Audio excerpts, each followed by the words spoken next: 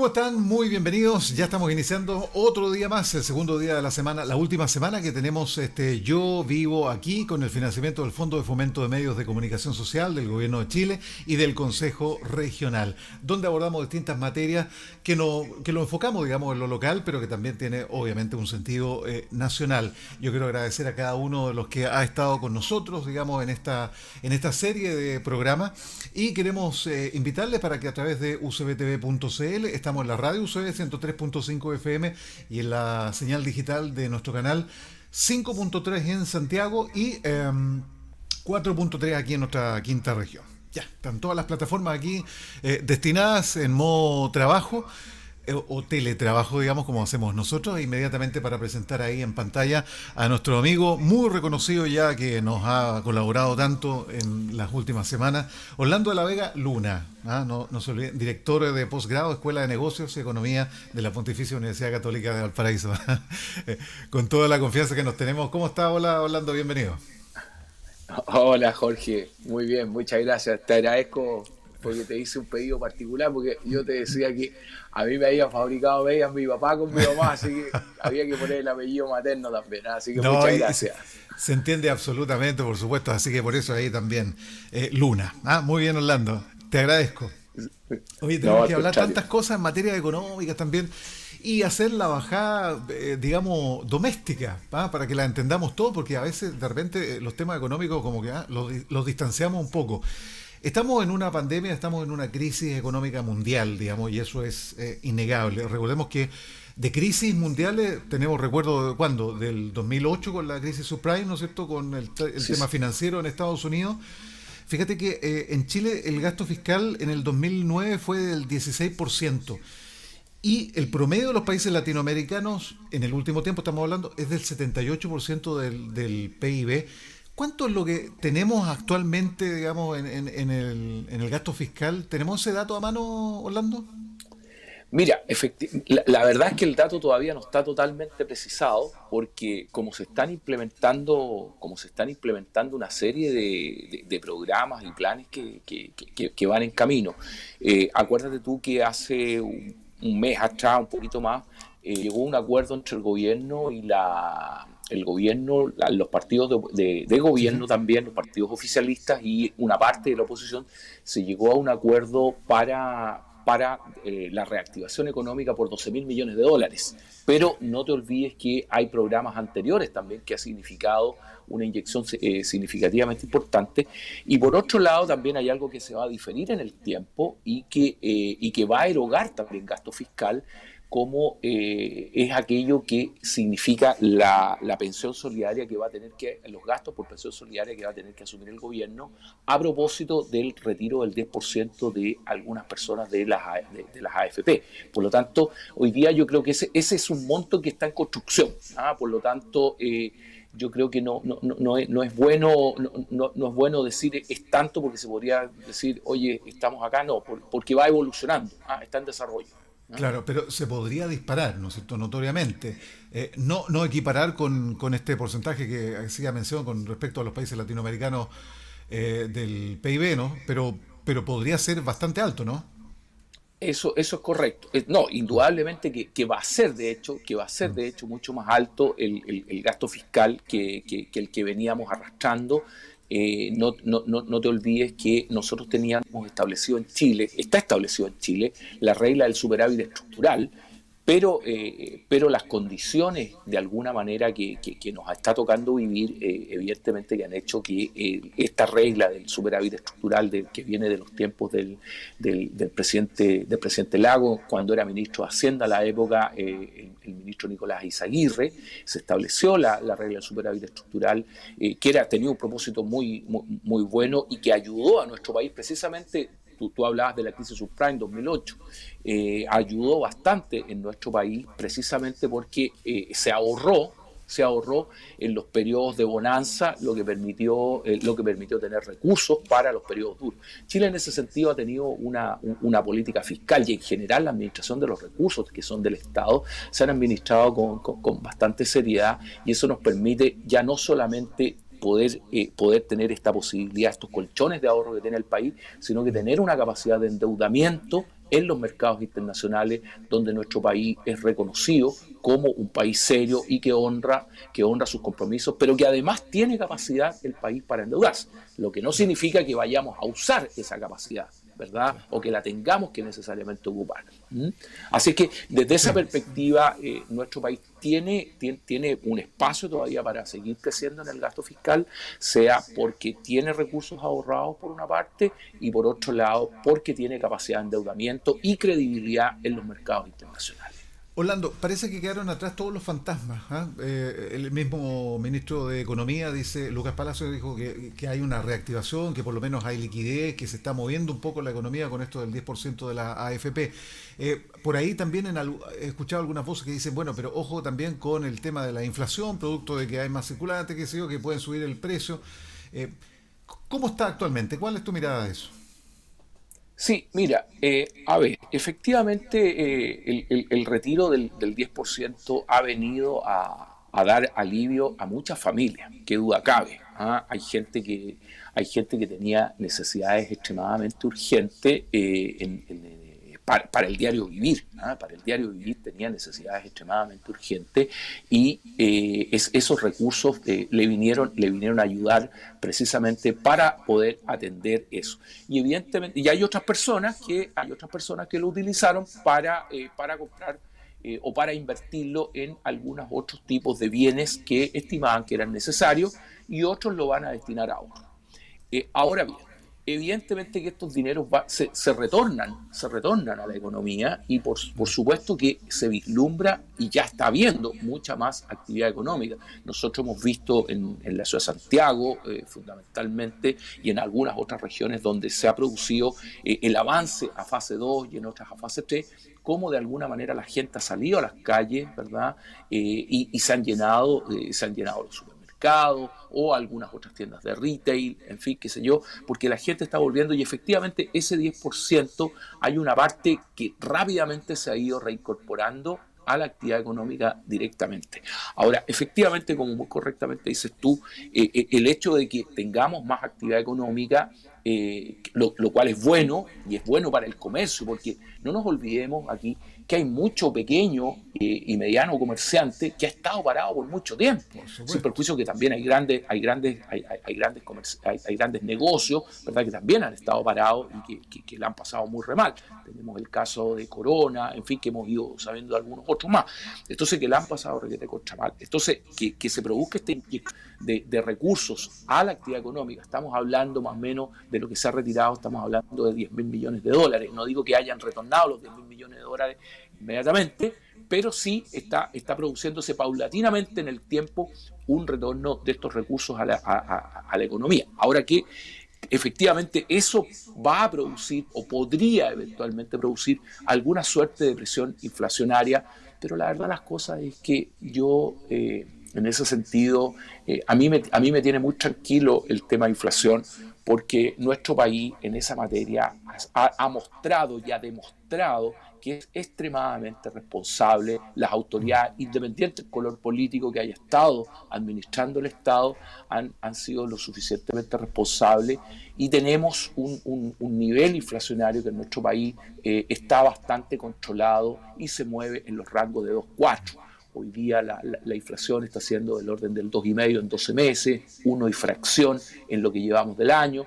Yo creo que podría haber algún pequeño aumento inflacionario, pero absolutamente dentro de lo que son los usos, las prácticas, la costumbre que tenemos en nuestro país. En mi caso, una cosa que nos vaya a golpear muy fuertemente, ¿eh? O sea, de ninguna manera, ¿no? De ninguna manera.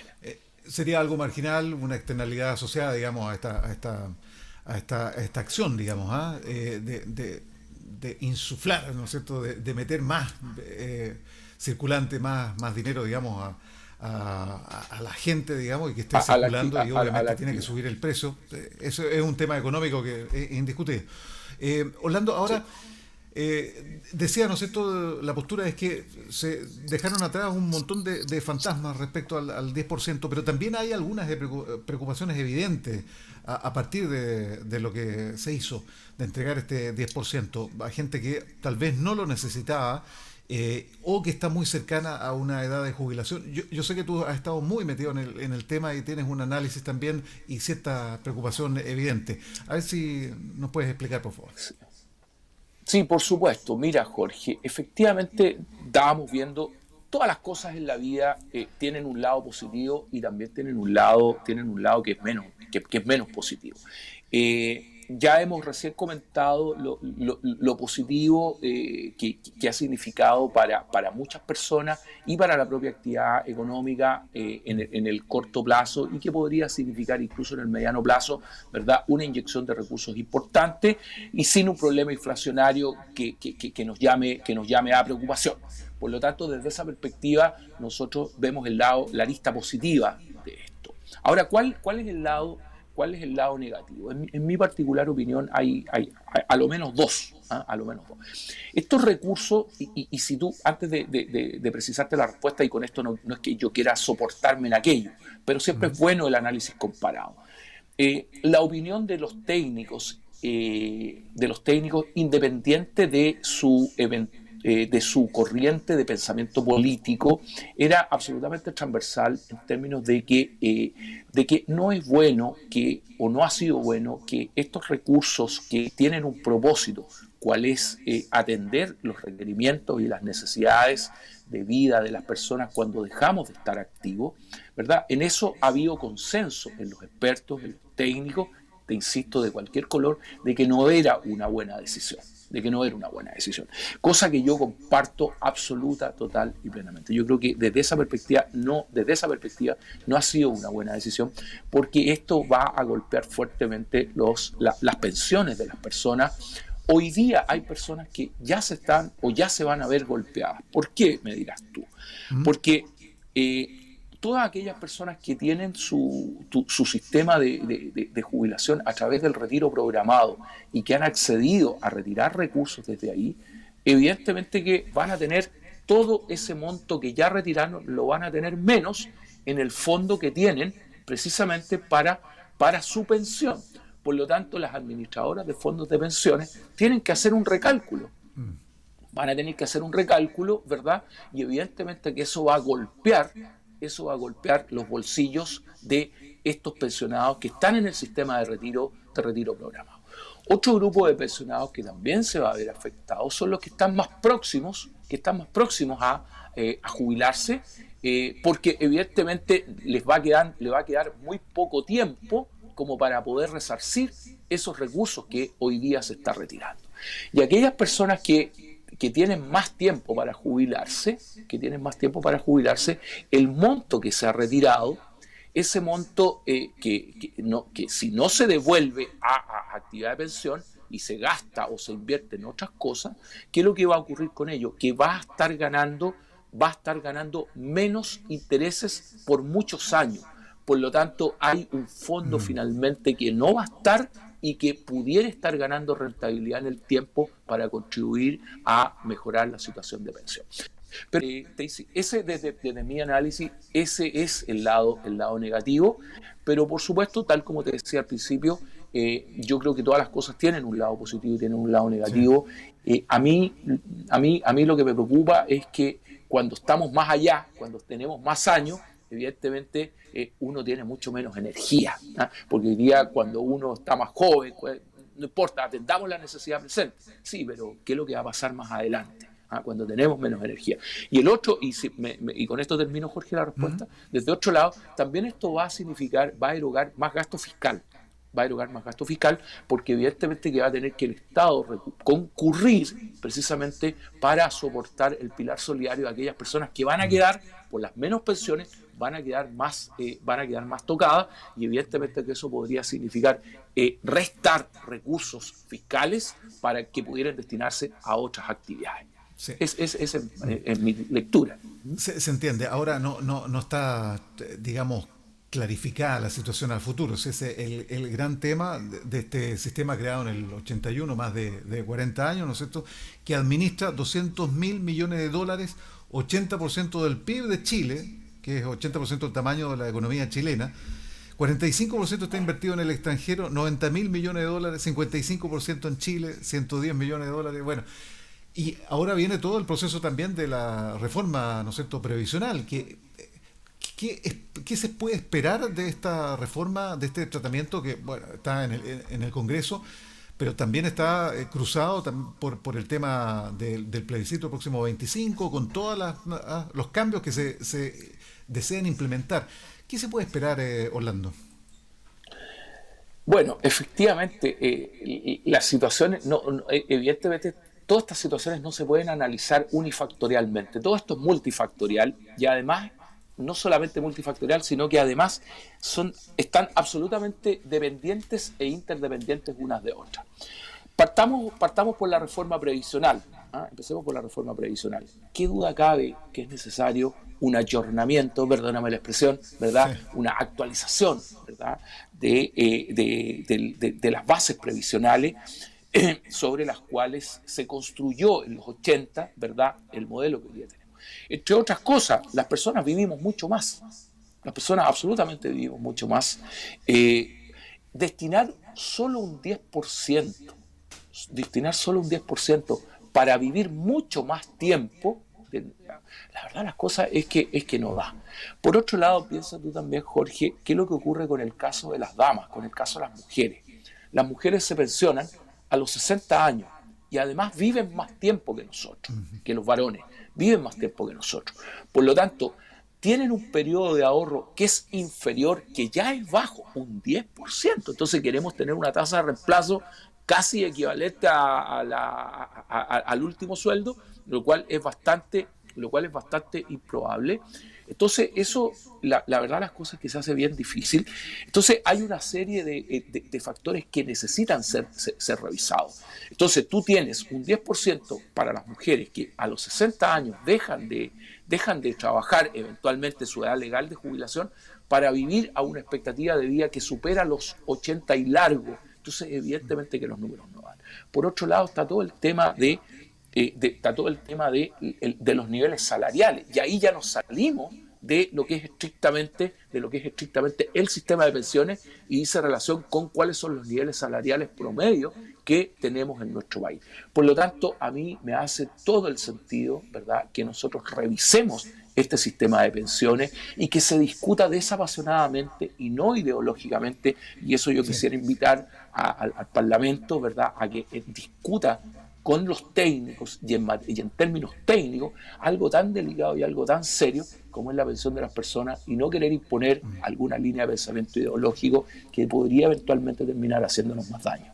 Ahora, claramente, Orlando, los números no dan, o sea, los guarismos no dan, o sea, hay que estirarlo, hay que tener una carga impositiva, hay que conversarlo, hay que debatirlo, pero hay una preocupación evidente porque los números no dan, entonces hay que buscar de algún tipo, digamos, cómo recobrar, digamos, esa capacidad, porque efectivamente la gente está viviendo más, las mujeres también, en el sentido de que se mantiene esta cantidad de años, digamos, para jubilar.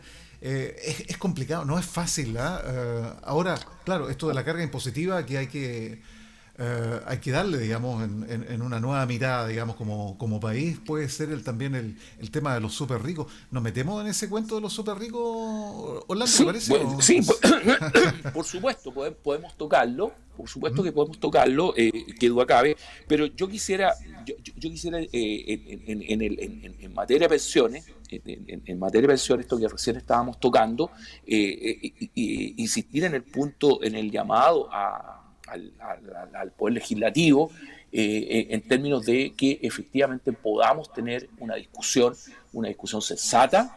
Hay por ahí algunas corrientes que tienden a generar mucha incertidumbre cuando se habla de que se quiere nacionalizar, ¿verdad?, los fondos de pensiones.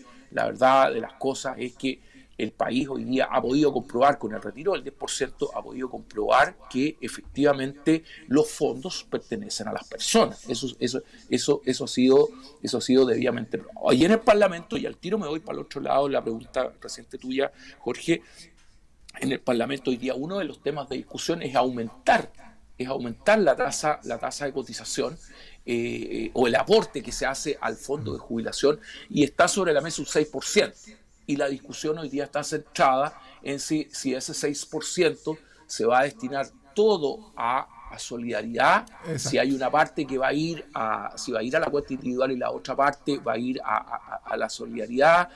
Algunos hoy día ya están hablando, a propósito de la experiencia del 10%, que todo debiera ir a las cuentas individuales, porque efectivamente la gente ha podido comprobar que sus recursos efectivamente estaban ahí. Ahora, y antes de irme al tema de los súper ricos, Jorge, porque no quiero dejar en el aire, la pregunta anterior que tú me formulaste, me decía, oye, se nos viene el plebiscito. Se nos viene el plebiscito y se nos vienen varias actividades electorales más dentro del país, los cores, las elecciones parlamentarias, elecciones presidenciales, eventuales segundas vueltas, primarias. O sea, estamos llenos de actividades de votación que uno, viendo desde la óptica positiva, uno podría decir, pucha, qué bueno que Chile tiene esta opción de poder participar tanto, que los chilenos tenemos esta opción de poder participar tanto para definir nuestro futuro. Pero en el medio, ¿verdad? En el medio estamos cruzados por un fenómeno pandémico y por otro lado, particularmente cuando hablamos en materia constitucional, siempre tiende, ¿verdad? Siempre se tiende a pensar o a establecer grados de incertidumbre, ¿verdad? Que pueden de alguna manera, si no se maneja debidamente, ¿verdad? Generar algunos efectos negativos. Recientemente, el domingo recién pasado, apareció una larga entrevista al presidente Piñera, justamente refrendando esto de que su gabinete y el propio gobierno, en consecuencia, tuviera presidencia política cuando está ejerciendo la labor de gobierno, reconociendo él efectivamente de que cada quien tiene su opinión y reconociendo además de que, porque en los tiempos, acuérdense que se incorporaron al gabinete personas que venían del Parlamento, que habían manifiestamente explicitado su opción o por el apruebo o por el rechazo. Entonces yo espero y desearía profundamente que en nuestro país, ojalá todos los procesos que se nos vengan por delante los hagamos de la manera más responsable posible y que no hayan abusos en términos de algunos de querer utilizar la fuerza para amedrentar a unos a otros a comportarse de una u otra manera. Absolutamente claro. Oye, tú me decías, claro, todos estos procesos eleccionarios tienen también un costo, ¿no es cierto?, para el Estado. Tanto es así, y antes de irnos al tema de los impuestos súper ricos, que lo estamos tratando de abordar de todas maneras, fíjate que, por ejemplo, cada integrante de la Convención Constituyente tendrá una remuneración de 2.513.600 pesos, que son 50 UTM mensuales. Por 155 ciudadanos que la integrarían, digamos, se está proyectando a 12 meses, sería de 4.500 millones de pesos. Por eso que hay un proyecto de la UDI también, que no ha llegado a ningún avance mayor, digamos, en el Parlamento, pero ellos buscan reemplazar la Convención Constituyente por una 100% parlamentaria, que son los mismos parlamentarios que tienen su sueldo, qué sé yo. Bueno, eso no ha gustado y hasta ahí no me llegó la iniciativa. Pero ¿a dónde voy yo? Digamos, que todo esto, digamos, cada uno de estos pasos, que pueden ser 6, que pueden ser 7 procesos eleccionarios próximos, digamos, para el próximo año incluso, tienen una carga también, un gasto fiscal importante. Así es, pues, efectivamente, como tú muy correctamente lo estás señalando, todas estas actividades electorales, veíamos el lado positivo de qué bueno que podemos participar tanto, pero todas estas cuestiones erogan gasto fiscal. Y hoy día, cuando la billetera se nos ha ido estrechando, fruto de este fenómeno pandémico, pero no nos olvidemos, Jorge, que también venimos de un estallido social, el pasado 18 de octubre, de ahí en adelante. Por lo tanto, todas estas cuestiones que se componen, de alguna manera han ido afectando la caja fiscal. Han ido afectando la caja fiscal, lo que viene para adelante, porque el fenómeno, una cosa que hay que tener presente, el fenómeno pandémico no está resuelto. Y en consecuencia no sabemos hasta cuándo, de alguna manera, vamos a estar con empleos suspendidos, vamos a estar perdiendo puestos de trabajo, el desempleo hasta cuándo va a seguir incrementándose. De alguna manera, esta suerte perdón la expresión, que podría sonar un poco, podría violentar a alguien, esta suerte como de veranito de San Juan que se nos produce fruto de esta expectativa de mejor actividad por la inyección del 10%, porque algunas cifras pandémicas han disminuido en nuestro país o en algunas regiones de nuestro país, como que nos ha ido viniendo a instalar una suerte como que vamos saliendo. Pero yo diría, momento, porque no hemos resuelto el problema. La vacuna aún no ha aparecido, ahí está esta vacuna rusa, hay otros intentos, pero no los tenemos. Y por lo tanto, cuidado, porque no sabemos este fenómeno pandémico que nos afecta, por cuánto tiempo más nos va a eventualmente seguir persiguiendo. ¿Por cuánto tiempo? Y en consecuencia tenemos que de alguna manera ir dosificando los recursos que dispone el Estado, que son finitos, ¿verdad?, para una realidad que no la tenemos totalmente dimensionada. Tú me partías preguntando, Jorge, oye, ¿qué pasa con el gasto fiscal? Y yo te decía al principio, mi respuesta, te decía, mira, yo no quisiera pronunciarme a ese respecto porque todavía precisamente estamos llenos de incertidumbre. Exacto. Oye, Orlando, mira, nos queda, hoy sí, nos gusta conversar a nosotros, nos queda 1 minuto y medio, a ver si podemos, voy a recurrir a toda tu expertise, digamos, como docente, porque, a ver, ¿cómo podemos resumir esto de los 22 millones de dólares que se busca en un tributo a la fortuna sobre los 22 millones, ¿no es cierto? 1.900 personas, 2,5% del patrimonio. Ahora, esto es una sola vez, es lo que se está proyectando, pero tú sabes que esas cosas a veces no existen, lo que pasó con el impuesto específico a la benzina, etcétera. Tu mirada, por favor, en 1 minuto y medio, amigo mío. Sí, por supuesto, Jorge. Bueno, tú hiciste un muy buen resumen, por lo demás, hiciste un muy buen resumen. Efectivamente, hoy día hay una iniciativa parlamentaria que se está trabajando, efectivamente, en el Parlamento, en la Comisión de Constitución, para establecer un impuesto por una única vez del 2,5% a todos aquellos patrimonios, que sean de 22 millones de dólares hacia arriba. Con el propósito de que esos recursos se puedan inyectar a la caja fiscal para poder ir a atender los requerimientos que recién lo comentábamos, absolutamente no sabemos cuál es la dimensión y cuándo podríamos tener alguna mirada de hasta dónde podrían llegar. ¿De cuánto estamos hablando? Estamos hablando de que podría moverse en el orden de los 6.500 millones de dólares. ¿Qué duda cabe que podrían ayudar? Pero uno siempre tiene que analizar los dos lados, tiene que analizar, ok, me está aportando esto, pero ¿qué podría eventualmente significar? ¿Qué podría significar desde otra arista en términos, por ejemplo, la inseguridad jurídica que podrían ver algunos inversionistas frente a esta cuestión? Y hoy día existe tanta facilidad para mover capitales y mover destinos de inversión que podría jugarnos efectivamente al revés. Ahora, ¿qué nos dice la experiencia comparada? Yo creo que siempre es buena la experiencia comparada en toda esta materia, ¿verdad? Y si uno mira, nosotros somos un país miembro de la OECD, no sé cómo estoy de tiempo, ¿verdad? Nosotros somos un país miembro de la OECD, nos gusta compararnos con la OECD, y ahí, bueno, en algún minuto llegaron a haber 13 países de la OECD que estuvieron, ¿verdad? Que tomaron esta iniciativa, pero hoy día, ¿verdad?, hay muchos que se devolvieron y hoy día van quedando 2,5 países, 2,5 países que van quedando con esto, que son España, que es Noruega, y algunos lugares, ¿verdad?, en Suiza, algunos cantones suizos, ¿verdad?, que mantienen esta idea de un impuesto a los súper ricos. Así es que, mira, en la medida que esto efectivamente lo discutamos de nuevo, tal como te lo decía anterior, desapasionadamente, desideologizadamente, podríamos encontrar un justo equilibrio.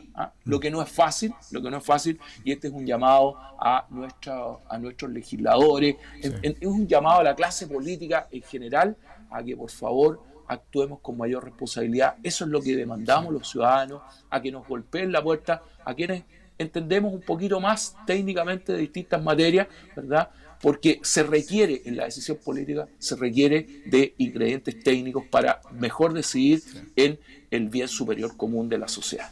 Absolutamente. Bueno, a la clase política y también a la clase ciudadana, que tiene que entender también que hay mecanismos democráticos sólidos, digamos, en nuestro país para llegar a acuerdos. Eso es lo que estamos buscando. Orlando, te quiero agradecer enormemente. A ver si alcanzamos, antes de terminar este ciclo, de conversar nuevamente de estas temáticas económicas que tanto nos interesan y que nos golpean día a día. Así que 1.000.000 de gracias y que tengas un hermoso día martes familiar ahí también. Ok, pues Jorge, te agradezco mucho y muchos cariños para ti también. Chao, chao. Chao, gracias. Ahí está, Orlando de la Vega Luna, nuestro amigo que nos acompaña en estas materias económicas. Tenemos que hacer la pausa, a la vuelta tenemos más invitados, estamos recién en la mitad del programa Yo Vivo Aquí.